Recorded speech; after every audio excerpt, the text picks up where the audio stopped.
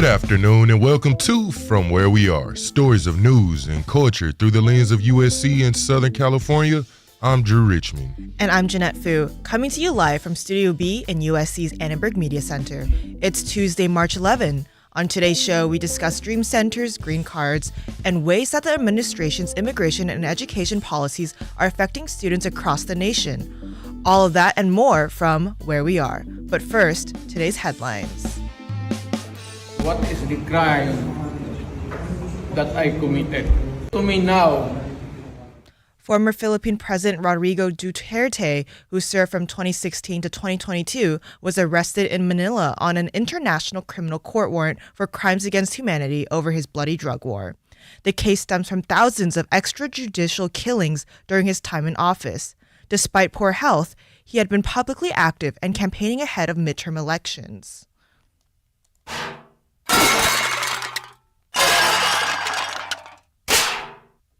The U.S. will impose 25% tariffs on Canadian steel and aluminum starting Wednesday, not the 50% Trump presented earlier. The reversal came after Ontario Premier Doug Ford paused a planned 25% electricity surcharge on exports on U.S. states and agreed to meet with U.S. officials in Washington. Trump called the outcome a win for the American people, while Canada's steel workers warned the tariff chaos is fueling job fears and economic instability. The emergence of measles needs to bother more people than it is bothering nationally right now.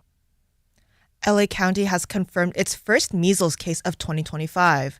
The resident recently traveled through LAX, and health officials say the individual visited several local businesses, including a North Hollywood nail salon and El Monte grocery store.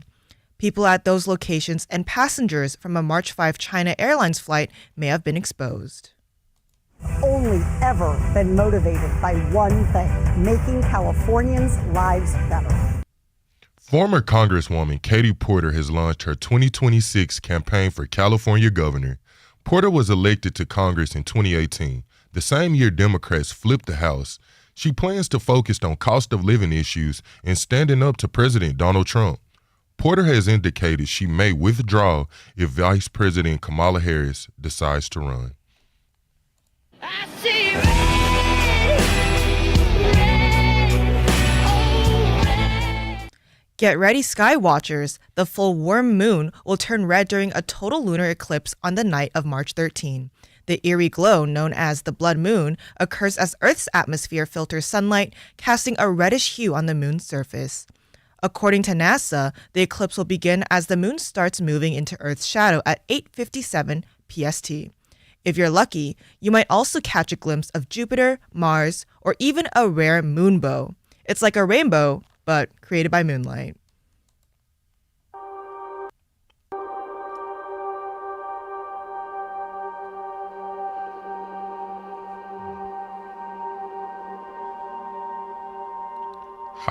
Heidi Vasquez is a junior known for her daily Trojan column, UndocuTales, which details the lack of support for undocumented students on college campuses.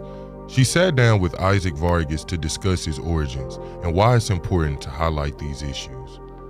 So I really would write about issues that are really present, and one that has always been present in my life has been, being an immigrant. And I always wanted to give voice to that, especially because every single day that's a struggle that immigrants are battling. Policy and education and just pursuing your dreams and goals, but with the burden of, policies and politicians, contradicting that. And I always just wanted to give a voice to students because I know what it feels like to not have a voice and to feel like a shadow.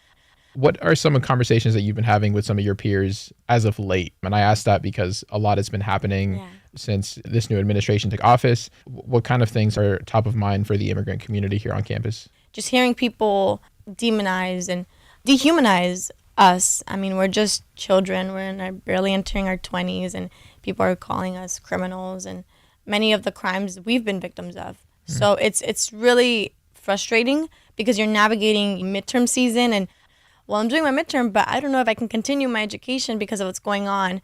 Admitting us is one thing, but helping us throughout the process is also a responsibility of the school. You actually mentioned that a lot in your pieces. Could you explain that a little bit more? Like, why is it that it's important for folks to understand this point of view? One of our founders for Ideas, which is now UTSA, but truly the person who founded the immigrant support group on campus, ended up dropping out because they didn't get the support. And this was a little bit while DACA was just introduced and just was fairly new. But you see, like, there was still that designated support for DACA, but the university has failed to really recognize their students. I mean, there's photos of our president with UTSA members or IDEAS members back in 2014, back in 2012. And it's like, we're here. Why don't we have a dream center? Why don't we have at least a designated person at the FGSC where it says first generation, undocumented, and former foster youth? Why is there not a specific administrator there that will help us out with any other questions? But yeah, it's just like, administrators, you admitted us. It's your responsibility to make sure that we are supported here so we can graduate, because we had the numbers to get into the school. We had the story. We had the grades. We had everything to get into here. So make sure we get out the same. That was Haiti Vasquez with our producer.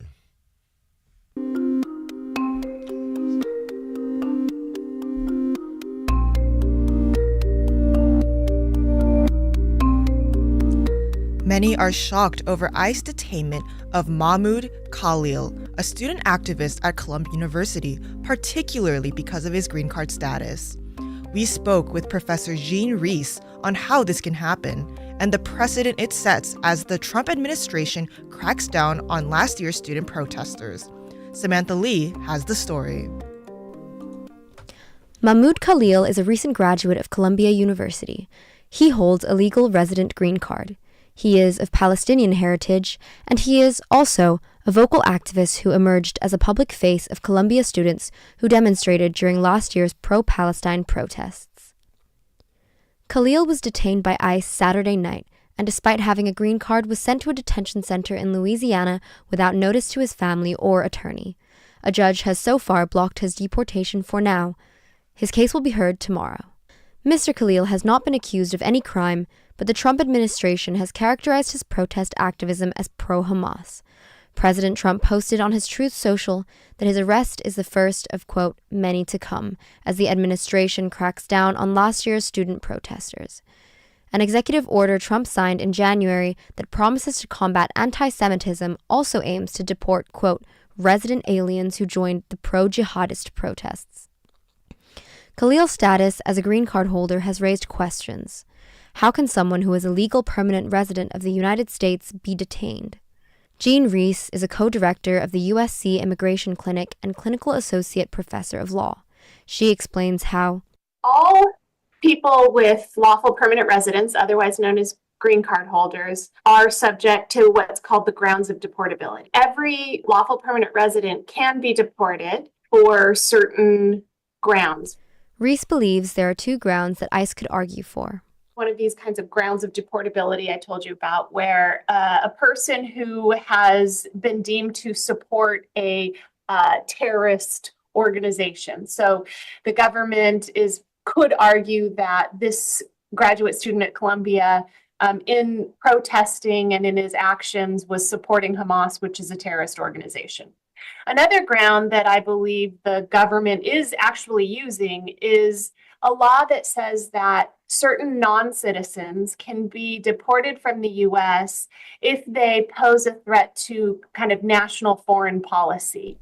Reese explains that the threat to national foreign policy provision is rare and is only supposed to be used in certain cases. Additionally, someone can't be deemed adverse to U.S. policy and interests based upon having participated in protests. But in this case, one person holds the power to overrule that. If the Secretary of State, Marco Rubio, specifically finds that this person's actions are contrary to the interests of the United States when it comes to foreign policy, then that person can still be deported regardless of, whether they engaged in conduct that was protected by the First Amendment in the United States. In relation to the same Trump order, yesterday, the U.S. Department of Education sent letters to 60 universities, including USC, warning they could lose federal funding if they fail to protect Jewish students on campus. Jean Reese says, taken together, these two actions suggest what the Trump administration is after. I think that the president is attempting to chill people's First Amendment rights by framing it in a way that makes it seem like it's unlawful. People aren't going to want to challenge their deportations in immigration court. They're just going to not participate in protests. And so I think that that's really the deterrence of expressing a certain political view that is unpopular is what the president's doing with this task force. Trump's anti-Semitism task force will be visiting 110 college campuses where students protested last year, including USC. Whether USC or its students will face any repercussions is still in question. And following the detention of Columbia University's Mahmoud Khalil, many students here too are worried about who could be next. For Annenberg Media, I'm Samantha Lee.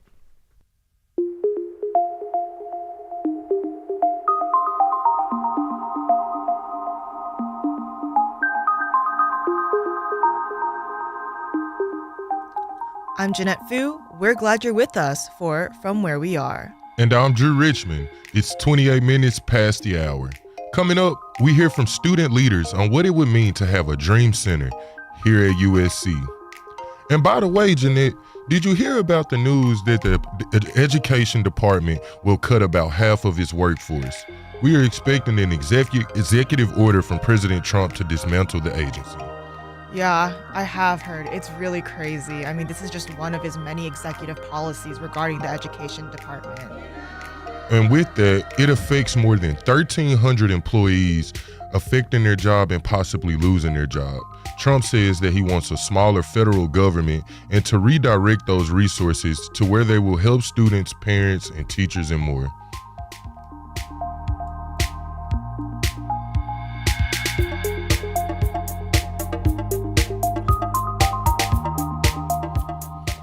We have reporter Riley Sager live right now. She's covering a protest on Truesdale. Hi, Riley.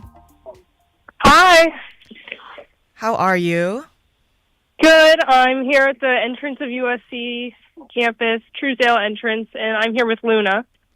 All right. Hi, Luna. Hello? Hi, is this Luna? Yes.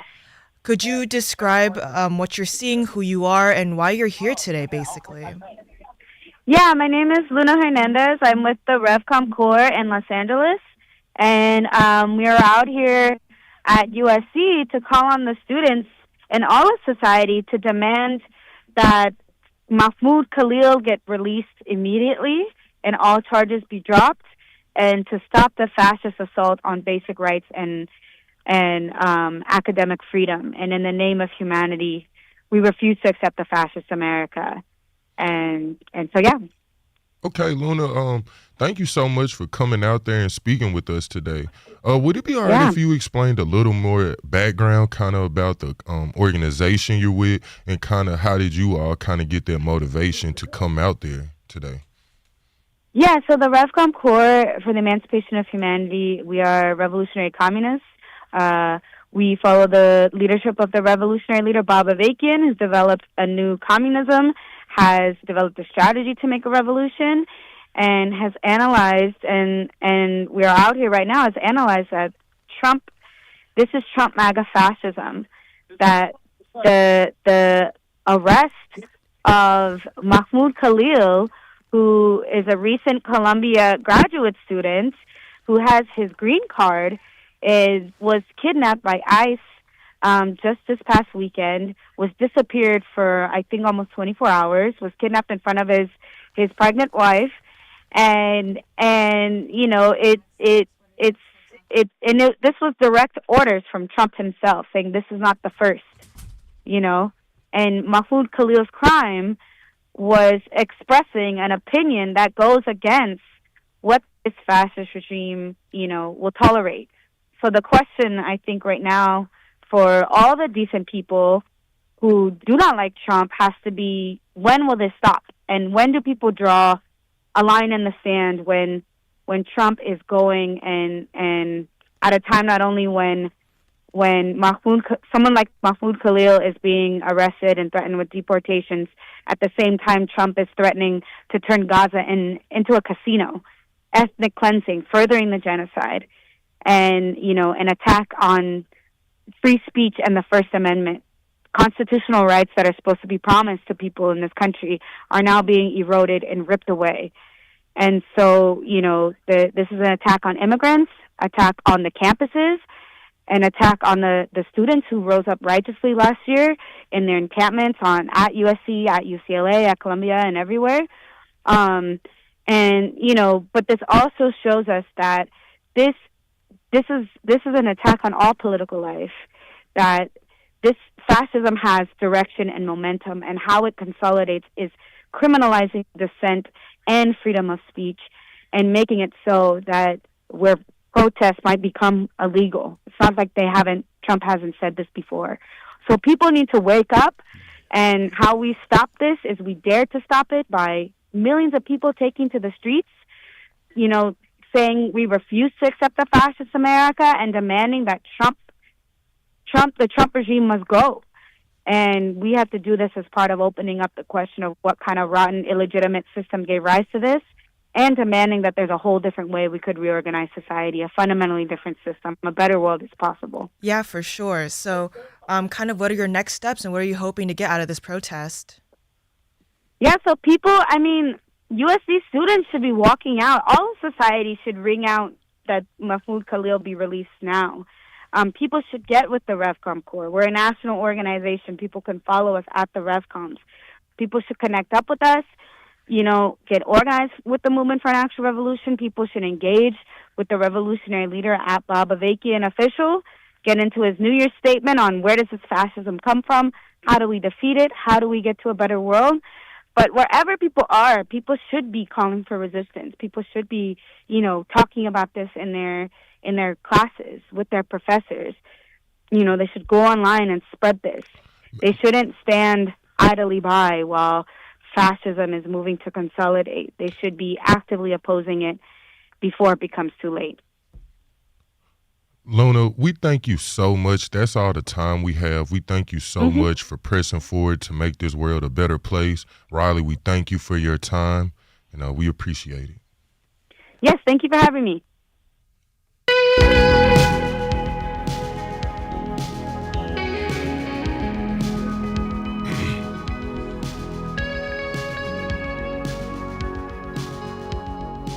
Many universities have established dream centers for undocumented immigrants.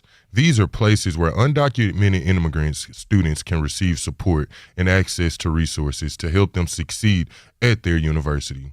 One university that does not have a dream center is our own USC. We spoke with a few students who are trying to start a dream center here on campus. They told us why it's so important. Krisha Sika has the story. The Trump administration has been aggressively toughening up immigration policies. Many undocumented students on campus now feel emotions ranging from uneasy to very threatened. Even if there are resources on campus, they're not always easy to find. Diana Cervantes is a senior studying the business of cinematic arts and getting her master's in social entrepreneurship. She's also the co-director of the Undocumented Trojan Success Assembly, or UTSA, and shares these sentiments. I don't think there's sufficient accessibility for the resources on campus. USC has a First Generation Plus Center, but that's not enough, says Cervantes.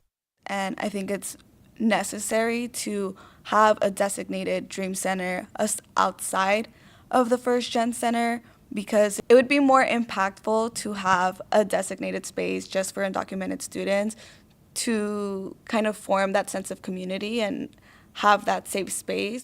Safe in that you'd open the door to the Dream Center and be with people in similar situations to yours. Because when you enter the First Gen Center, there's a lot of other identities there, and you don't know if it's safe to be open about your identity, and other people might have different opinions regarding your status. Psychology major Melissa Paz-Flores is the assistant director of the Undocumented Trojan Success Assembly. She says many local educational institutions have active dream centers for undocumented students. Our end goal was really to open in a UTRC, the Undocumented Trojan Resource Center. That just came out of the need and awareness that other schools in the area, they have those resources already in place. And I always emphasize during our meetings on the fact that there's high schools, there's community colleges that have that, and they might even have way less funding than USC does. A USC reporter focusing on Latina issues for Annenberg's outlet called Dímelo, Kitty Hernandez says the success here of previous temporary pop-up dream centers proves the need. But it was open twice a week. There were kind of drop-in office hours, and you could talk to professors and just sort of find community. Hernandez hopes that if a dream center is established at USC, that it will uplift the voices and needs of undocumented Trojans. I hope, especially if something does happen, even if it's another pop-up dream center, that student voices are really taken into account and that it's not just the administration doing what they think needs to be done and not actually speaking with students. With all the executive orders from Washington surrounding immigration, will USC open up a Dream Center to support undocumented immigrant students? For Annenberg Media, I'm Grisha Asika.